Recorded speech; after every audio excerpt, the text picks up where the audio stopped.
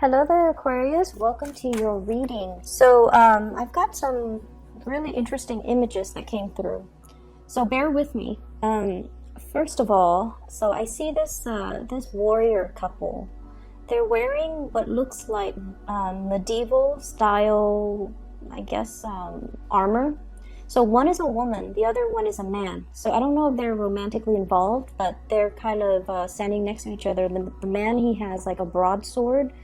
One of those big swords that you have to hold with two hands, and the woman, she's got a smaller sword, and the other hand has like a shield, and they're surrounded by people that wants to, I guess, kill them.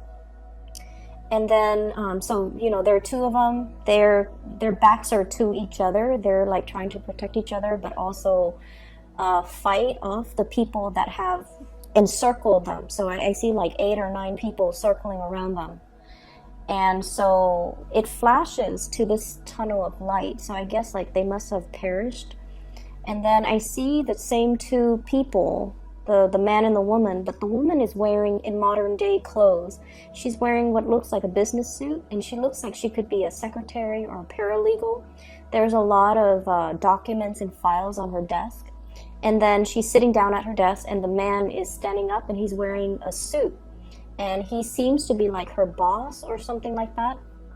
And he's telling her, he's giving her details about a very, very important case, and then she's taking notes.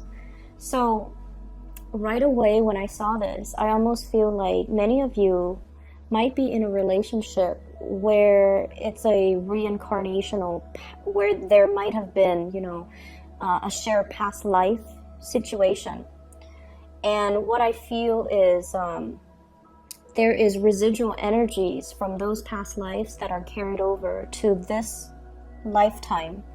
And the first thing that I felt was this very intense, life or death type of a situation, where if you were in that past life where you were, fighting with each other against your enemies or whatever, there's an element here about, having a tremendous amount of trust that the other person has your back, having a tremendous amount of trust that the other person is not going to, stab you in the back and leave you for dead and save their own skin.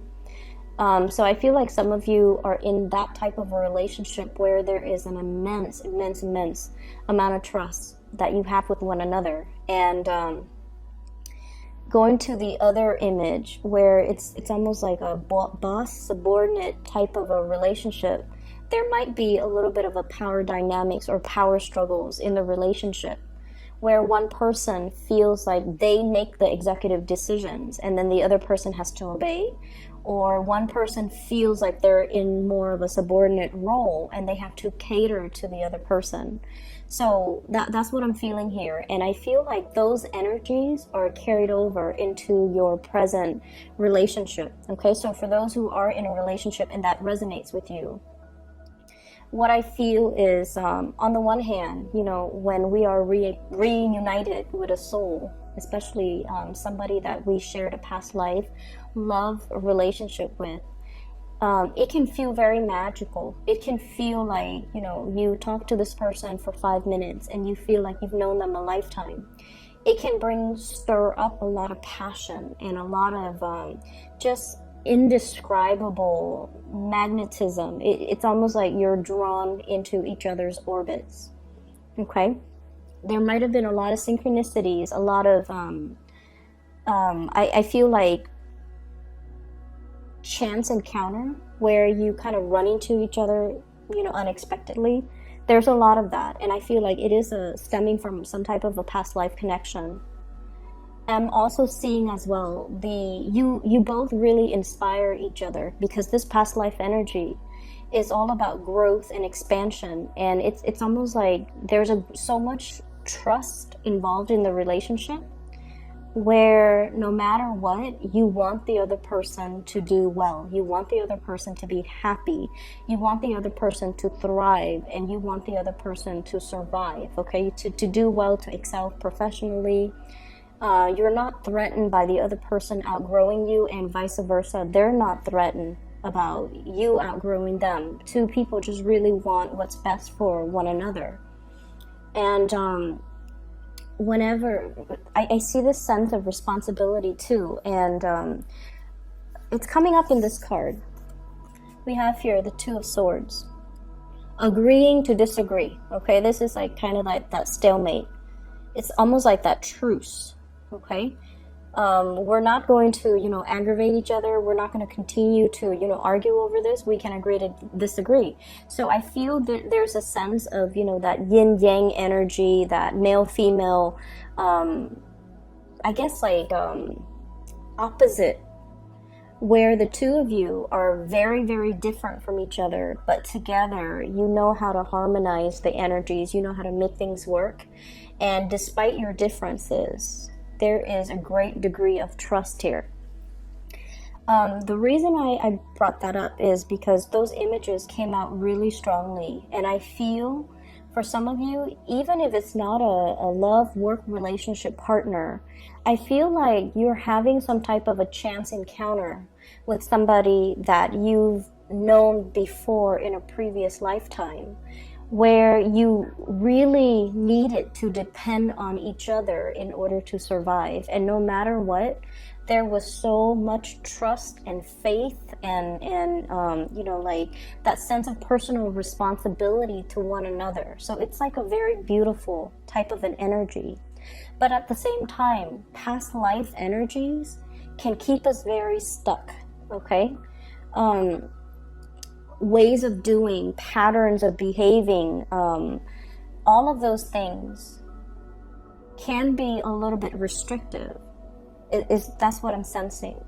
So breaking away from that, and you know, a lot of people do past life regression so that they know what challenges they faced in their past life and how that has really affected them in this lifetime, or how that has created very it's almost like unexplained phobias or unexplained fears or cycles of behaving, so that they can break those cycles. So I feel like this past life snippet that I'm seeing is hopefully allowing some of you to kind of leave it in the past and try to move forward, okay? And what's coming out very strongly for me is it's almost like, you know, if you are in that lifetime where you're fighting off like 8 other people, you're not in that survival mode, fight or flight mode anymore. And so you have to kind of be strategic about using the resources that are around you in order to make the situation a little bit more harmonious, okay? So that's what I'm getting. What's coming in for you, especially for, you know, this month? I have here the Princess of Wands, and this is in the traditional Rider-Waite deck. This is more like the Page of Wands. New passion, new energies, new drive and ambition, wanting to soar for the sun, wanting to show yourself as somebody who's capable and competent and, you know, able to get work done. So I see you coming into this month very enthusiastic to get a lot of work done, to kind of show yourself, show your skills, and to, you know, feel, it's almost like embracing things, embracing new opportunities, not shying away from a challenge, wanting to take on even more responsibility so that you can learn, so that you can grow, so that you can expand. So I feel like you're coming in very, very confident. For many of you, you're looking for work opportunities, mainly because you feel like your skills might not be properly utilized in one environment. So you're seeking more work, you're seeking more responsibilities, or even more duties to kind of showcase your talents. For others of you, you might take on a second job, or you might look elsewhere, mainly because I do feel there is an element here about lacking in financial resources. Okay, so you might have, you know, overspent, you might have overindulged, and this month you're finding yourself a little bit in the red, and you're just like, okay, where can I, you know, cut corners when it comes to my expenses, or where can I make more money so that I am able to make more? So I feel like you're very, very motivated to go to work, if anything, to increase your financial earnings, okay? I see many of you going through your bank accounts, going through your ledgers, itemizing everything, and then trying to figure out where you can skimp, where you can save up, where you can, you know, cut corners when it comes to your expenses. So a little bit of fears when it comes to your finances, when it comes to moving money around from the savings account to the checking account and things like that. I see a lot of that coming in for this month, and I see you itemizing to figure out, you know, if, for example, if you're contemplating a move, how much is that going to cost? How much is it going to cost for a new house, a new apartment, and especially to renovate or even to arrange, I'm seeing, and also like buy new furniture. So I feel like you're itemizing everything, you're putting things up for sale, you're cleaning and decluttering your environment.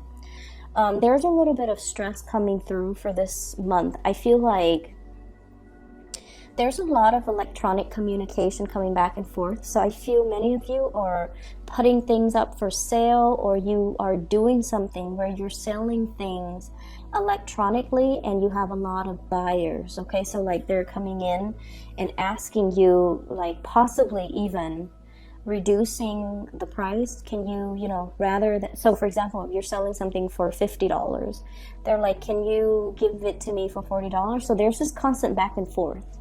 And I feel like you can, you know, kind of put your foot down just to save yourself, you know, the emotional anguish. Just put your foot down and say, oh, I'm sorry, whatever price I listed, that's the final price. I'm very sorry about that. So that's what I see. I feel like people are bargaining with you, but they're not doing it face to face. They're doing it through emails, and it just seems like it's a drawn out process. So they would ask you a question, and it's not until the next day that you respond to them, and then the next day they respond to you. So it feels like it drags on for more than a week when you just want to get these items out of your space.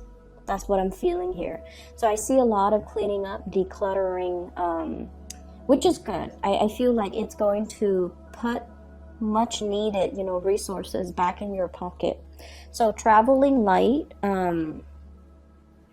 decluttering your environment, cleaning things up, I feel like it's going to be very fruitful, okay? What I also have as well, this is the 9 of Cups, okay? This is a card about emotional fulfillment, getting your wishes met. And when I saw this cup, you know how...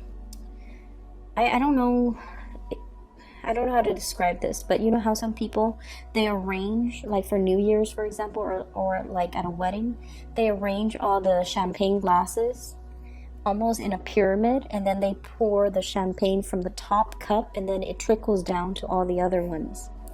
That's what I'm feeling. And you know, Aquarius, one of the habits that you have is... in order for you to feel completely happy, you feel like everything has to be perfect. Everything, like it's almost like I can only be happy if all of my ducks are in a row. I can only be happy if all the areas of my life are perfectly balanced, okay?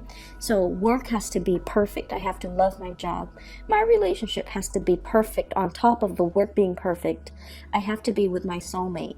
And then on top of work and my love life being perfect, I have to have, like, you know, groups of friends, or, you know, group associations that are really emotionally fulfilling. And then on top of that, family situation has to be perfect. So everything in your life you feel like has to be at its best in order for you to say, I'm happy. And I feel like there's a little bit of a fallacy when we look at things in that way. It makes us too perfectionistic. It's almost like putting a lot of unnecessary pressure on yourself to make sure that everything in your life is stable and perfect, and just, you know, everything is in its place, rather than really enjoying the imperfections, and rather than just enjoying the moments of happiness as they come in.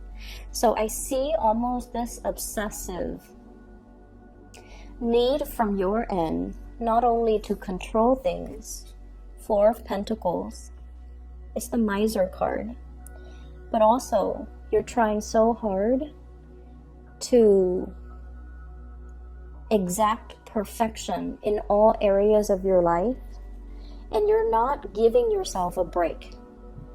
You're trying so hard to be everything to everybody, and you're not giving yourself the time to just be you.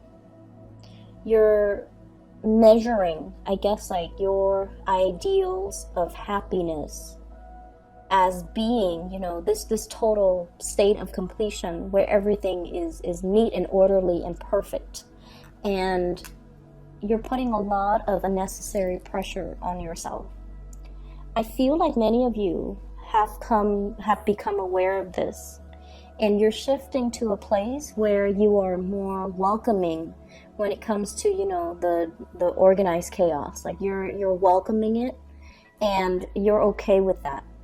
And so what I feel in terms of the spread overall when it comes to your advice is, this is a square, right? It is very, very stable. But at the same time, it's a little bit rigid. It's a little bit uninspiring. So they're trying to shift you away from this and to allow this change to happen in your life. Change that is a little bit more open-ended. Change that is also a little bit more like organic. Okay? So not seeing things as this four corners and everything has to have a place, and it's, you know, building things up like one by one and needing to itemize everything. They're telling you to kind of allow the process to organically unfold and to work from a space where you're, I want to say, allowing the universe, I guess, to take over. What I really like about this card and this symbol of Jupiter. Jupiter is the planet of luck and expansion, okay? And so you're being helped along the way, and is to kind of allow you to take a step back, not try to control everything, and just let things unfold in a timely manner, okay? In a timely manner that is divinely guided, okay? So aside from that, the other thing that I'm picking up here is, let's talk about the relationship partner or whoever it is that is heavily on your mind that you are thinking about. We have here the 8 of Wands. This is a very non-traditional deck, okay? And what I feel is, for some of you, the 8 of Wands is, you know, the fast, swift communication. In this deck, the energy is a little bit different. You're dealing with somebody who communication between you and this person can be a little bit contentious and can be a little bit jarring. Going back to what I mentioned before about, you know, the situation where the two of you might not really see eye to eye on many things. The two of you as well, and I do see as well, you know, a lot of people in same-sex relationships in this spread as well. And despite being the same gender, there are just a lot of differences between the two of you, where you might have different cultural upbringing, you might have different religious beliefs, you might even have different ways in which you look at relationships and parenting. And, you know, one person might want children, the other person might not. One person is a homebody, the other person is very adventurous.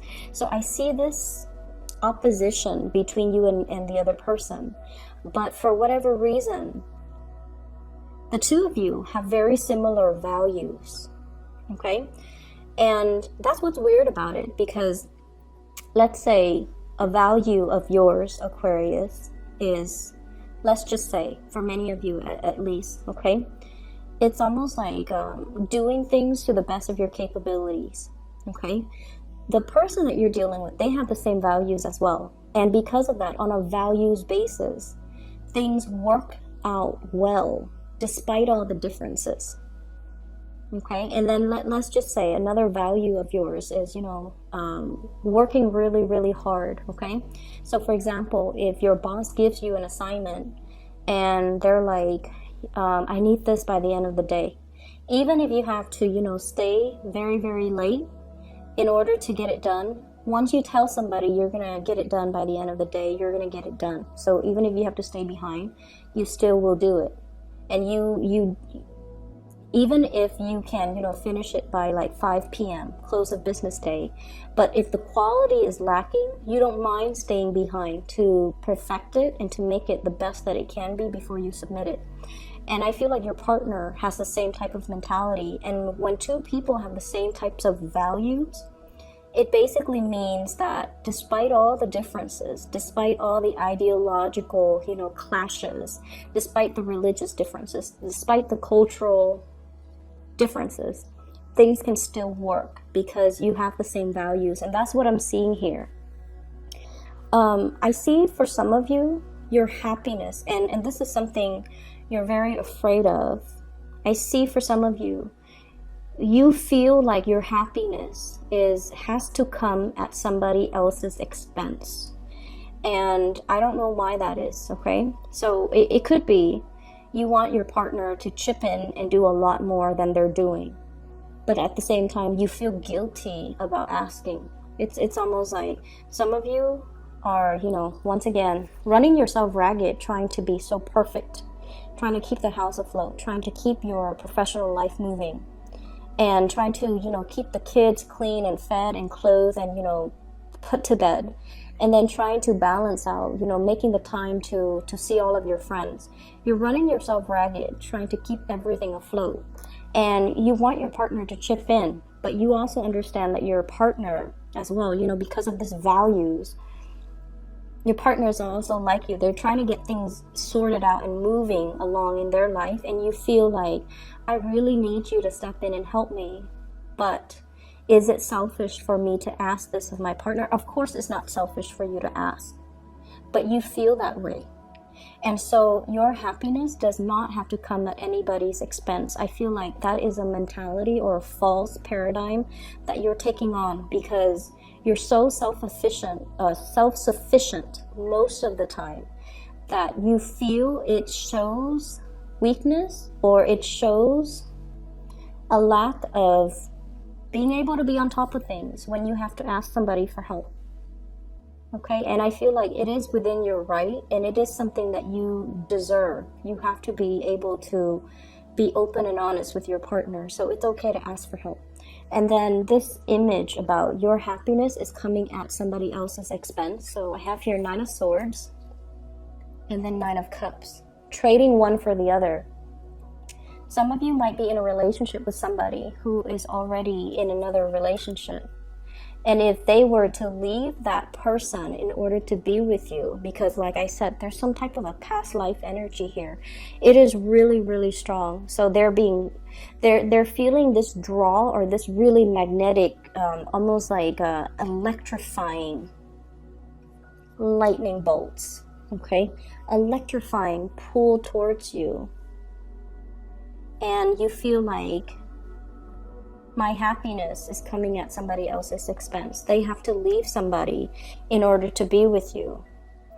And there's a lot of guilt about that because with the Aquarius person, you don't want things to happen at anybody else's expense.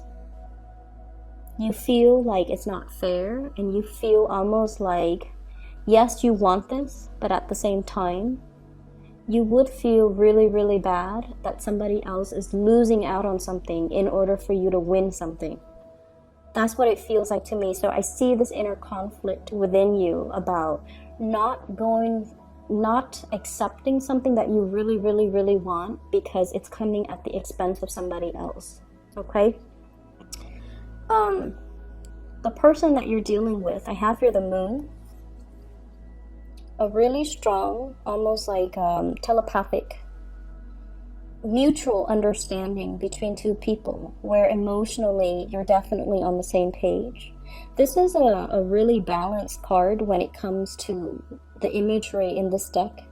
It's almost like long distance, and despite the distance, the two of you are still very, very much spiritually connected. Okay, and once again, this is a very, very strong past life type of a connection that I'm seeing here, where there's a big sense of responsibility, not wanting to hurt one another, not wanting, it's like a mutual understanding where we have each other.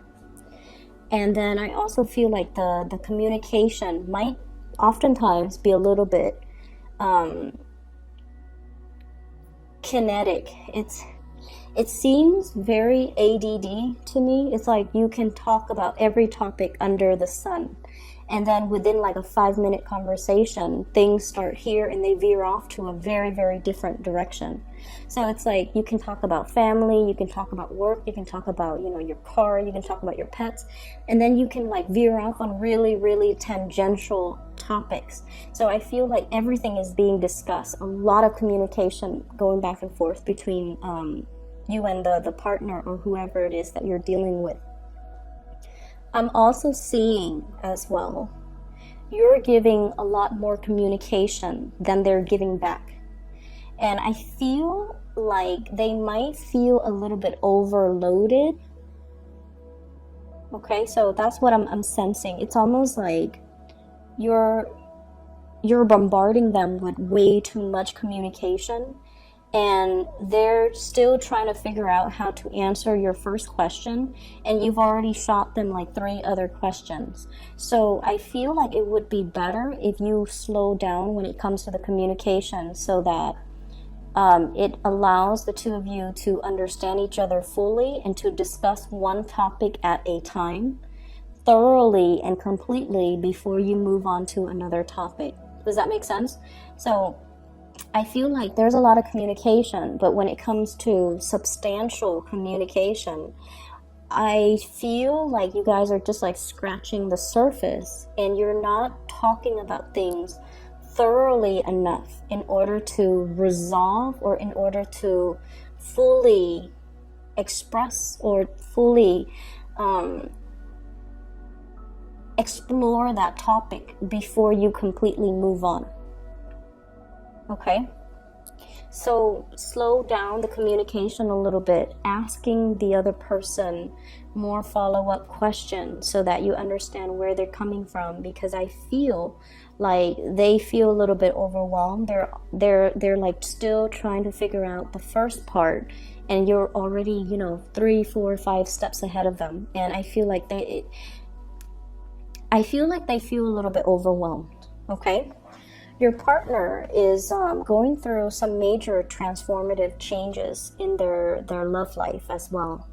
And what I mean is, if in the past they've just been like going through the motions, doing what is expected of them, doing what is culturally expected of them, or what is, socially expected of them. So for example, if they are male and they're in their 30s, they're just like, okay, by the time I'm in my 30s, I need to be established with a career so that I can get married, so that I can, have a kid when I'm 35, because by the time I'm 40, it's going to be too old. That's what I feel is going through your partner's head. This is somebody who's very stable, who's very reliable, and I feel like they're very strong as well. They seem like very well-rounded, and they feel like they're very family-oriented. I'm seeing this rainbow here, and it's almost like that completion.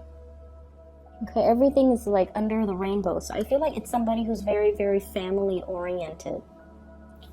And so they've been going through the motions as to what's expected of them. And I feel like it's not until the past 2 years where they kind of stopped themselves and to look at, am I doing this because it's making me happy, or am I doing this because it's expected of me? So I feel like they're going through some major transformations when it comes to being able to clearly identify what brings them emotional happiness versus what brings them stability, or versus what they're doing that is, appeasing everybody, but that's not really making them happy. I also feel as well, they're starting to understand you a little bit more. So this could be, your significant other, your spouse, or even the person that you are interacting with. They're starting to understand you a lot more. They're starting to understand your way of thinking. They're starting to understand that when they're dealing with you, what they see is pretty much what they got. Because I feel with this moon, where they have been very confused about you in the past, because they kept reading between the lines. They didn't take you at face value. And so now it's like they stop reading between the lines. They just take everything that you say at face value. And I feel like they're starting to get it. They're starting to have like a much better understanding of you. And they're starting to feel as if, you know, I don't have to fear this person. So if in the past, their guard has been up about you, if they've been blocking you or guarding, like, you know, putting up their walls or just doing whatever it is that to kind of defend themselves against you for whatever reason. Maybe they're overwhelmed, or maybe they're afraid of the connection as well. Maybe they're afraid of the responsibilities in the relationship. They're putting their guard down. They're starting to understand you. They're starting to think like you, and they're starting to also I feel like, you know, you're bringing in awareness, or you're bringing a lot of ideas or ways of doing that they are welcoming. So I see them kind of absorbing your energy a little bit, which I feel is really good, because once they start doing that, Aquarius people are really hard to understand, but I feel like you have a partner or somebody here that is starting to really understand you, and they're kind of absorbing your energy, and that will allow them to understand you a lot more. Okay? So that's what I'm feeling here. There's going to be a lot of communication. There are a lot of changes that are happening in their lives. And then I also feel like